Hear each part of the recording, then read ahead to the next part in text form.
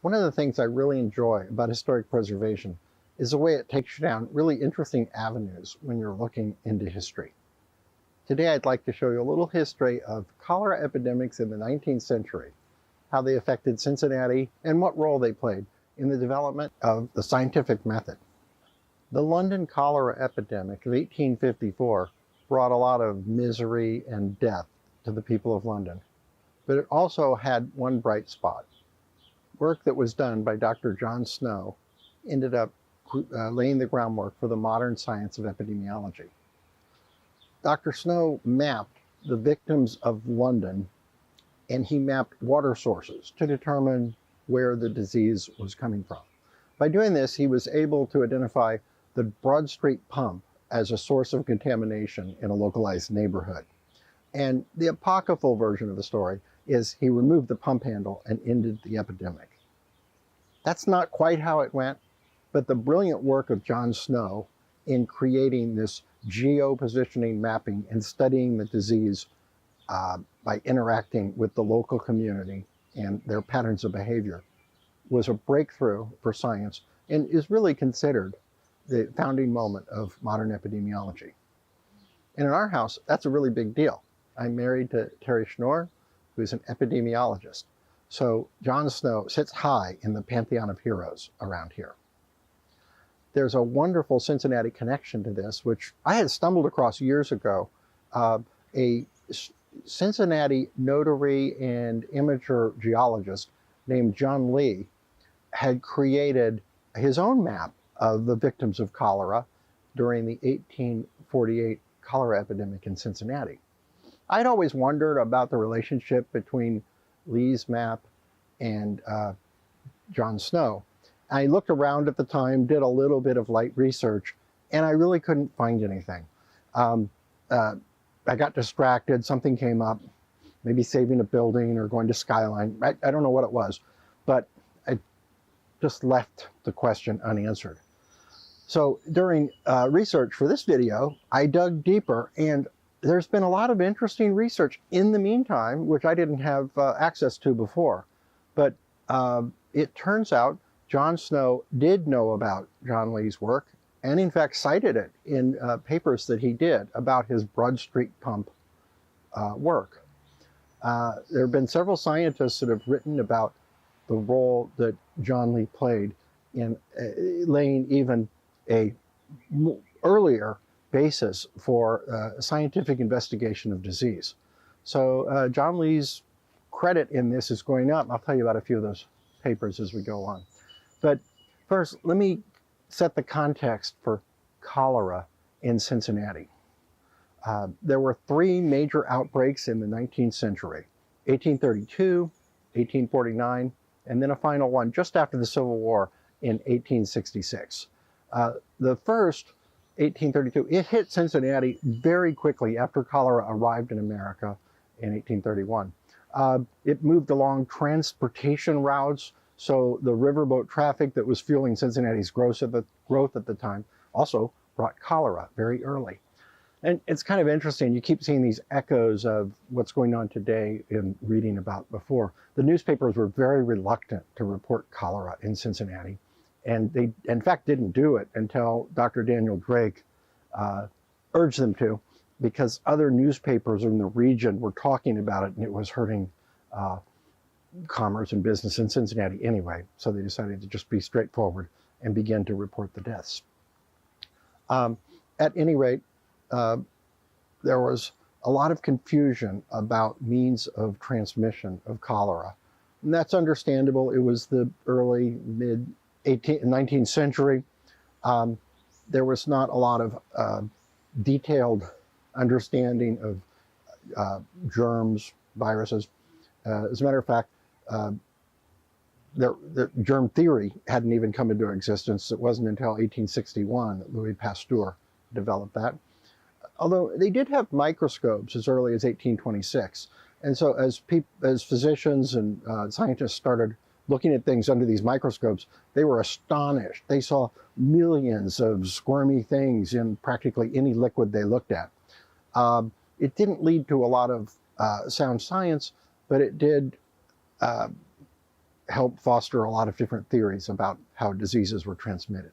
The two basic camps were that they were transmitted by airborne, sort of a mysmia, or in cholera's case, it was postulated there was a geologic origin to it. And that's where John Lee comes into play. He was a Cincinnati notary and geologist, and he fixated on the idea that limestone coming into contact with groundwater created the source for cholera. In trying to prove his theory of a geologic source for contamination from cholera, John Lee decided to study a specific neighborhood in Cincinnati. He didn't want to look right downtown where cholera was extremely high. And he didn't want to study the areas that had a public water supply, which, by the way, had been installed after the first cholera epidemic as a public health activity. He found a perfect location along Sycamore Street, just north of Liberty. If you can picture Sycamore, it's where the hillside goes up very steeply on one side and their houses on the other.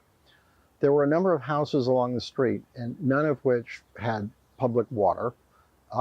They got their water from either a ground source, such as a well or a spring, or they got their water from rainwater stored in a cistern.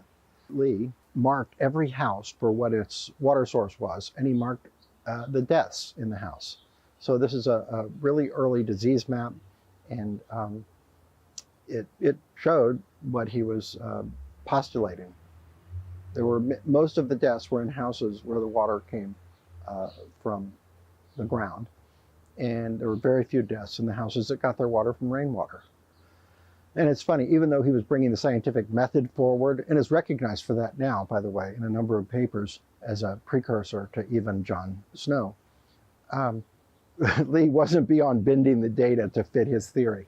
For example, one house that received rainwater had the death of a child, and Snow noted that on the map as a sickly child. So he didn't really count. And then there was another one, rainwater supplied house with an adult death. And Snow said, obviously this person stopped at the cool, gushing, wonderful spring water that came out in front of the drinking house. So he was able to discard the data that didn't match. The drinking house is an interesting point too, because they had groundwater as their source and no deaths. And what's interesting about that is John Snow also found that in London. The breweries, even though they were in areas supplied by pumps that were contaminated, wells that were contaminated, they had fewer deaths.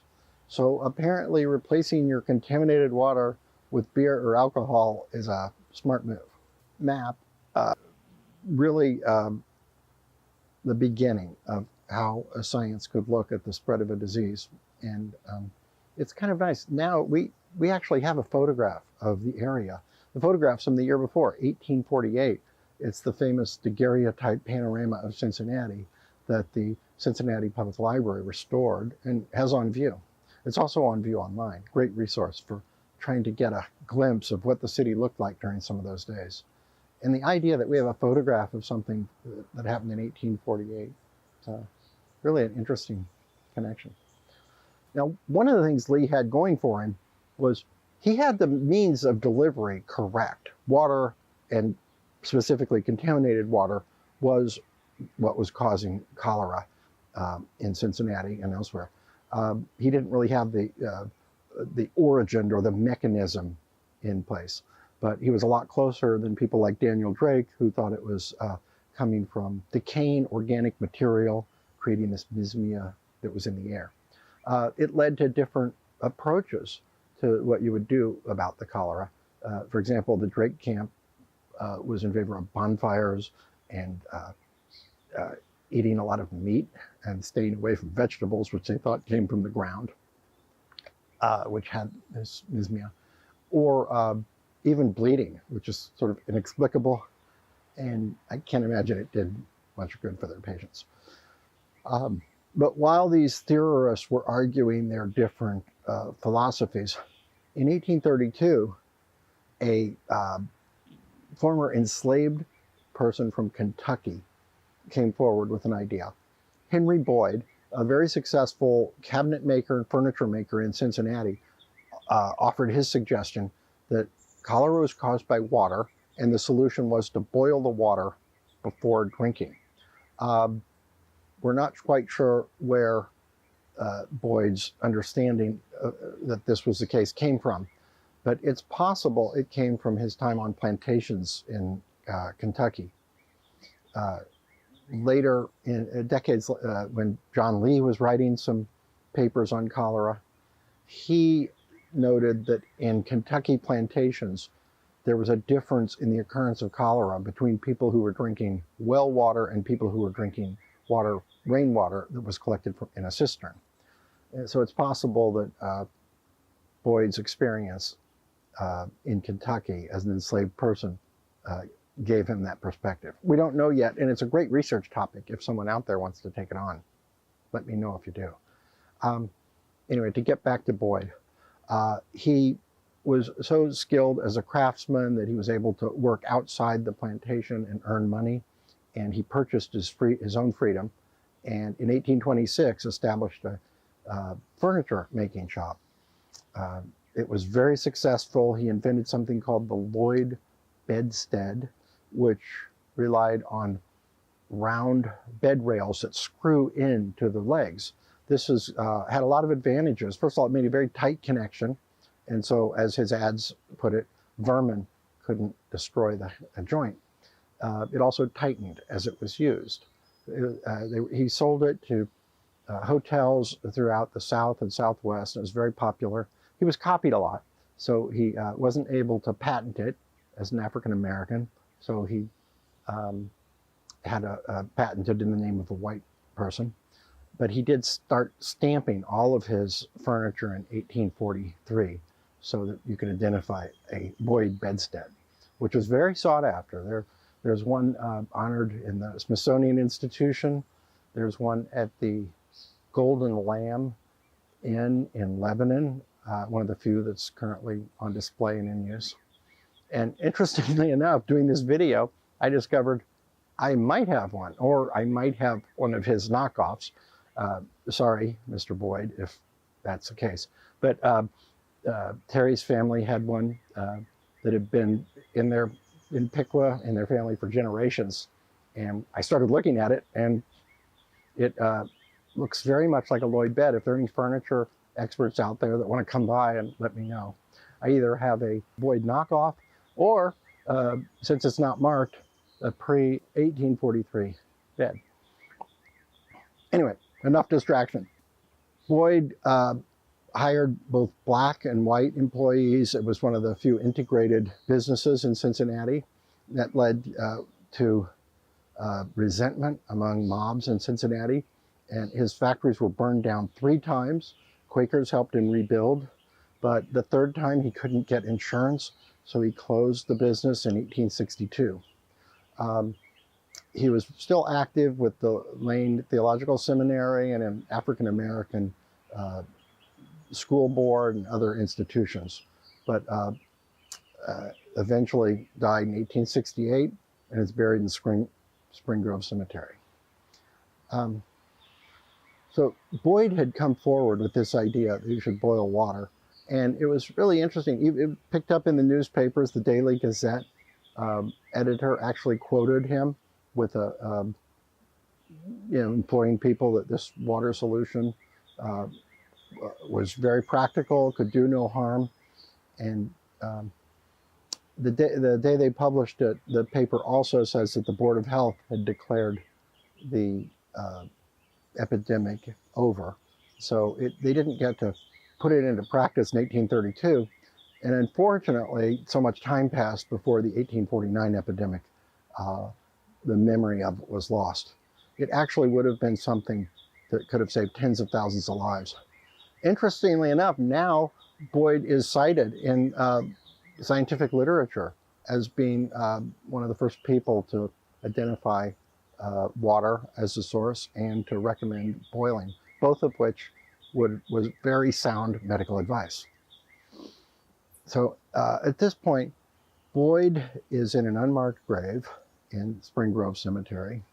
Both Daniel Drake and John Lee have very nice monuments and tombs.